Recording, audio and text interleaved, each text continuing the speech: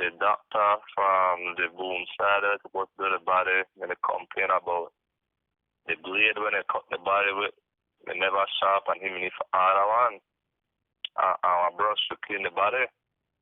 So 3 days after, still nobody talk to her, explain to me why we can't do her brother body. Then I checked furthermore, and then I tell the corporal what happened. The corporal said how, well, everything all right, that they try to proceed it, but that the doctor, the whole of things. So I don't really know what happened right now, my brother. All we want to do is try to rest the man body. When we try those, I try understand more or less when we could get our brother body for ourselves so we could try to bury the man peacefully. It's already been a week. My brother died on the 30th of September.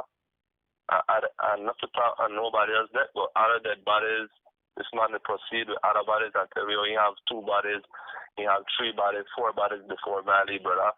But then certain people people that just died already did autopsy and thing, and my brother did it left in the corner like a menace to the country, my brother, me fisherman. You understand? And the down rigger facility and the whole the body we heard for ourselves that the facility not very good.